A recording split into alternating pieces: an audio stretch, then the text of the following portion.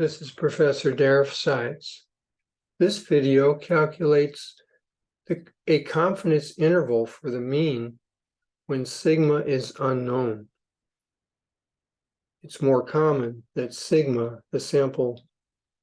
the population standard deviation, would be unknown. The main idea here is to find the margin of error and to use X bar, the sample mean, as a point estimate, and then to create a confidence interval as X bar minus the margin of error on the left endpoint and X bar plus the margin of error on the right endpoint. There are 4 blue fields where you have to enter information.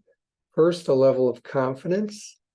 Here it's 99%, entered as a decimal. The sample size, N. You must either be dealing with a normal distribution or N must be greater than or equal to 30.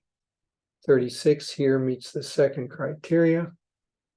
S is the sample standard deviation, which you'll use when sigma, the population standard deviation, is unknown.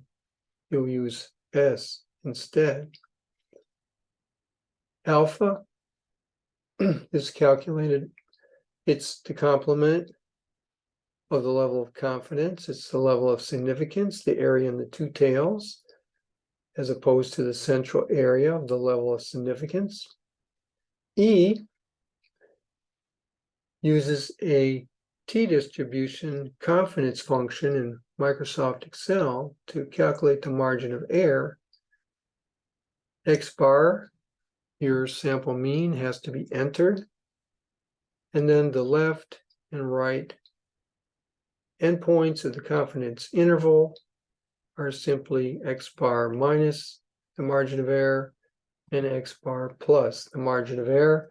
And each of these fields, including the margin of error itself, in this spreadsheet have been formatted to be rounded to 5 decimals of precision.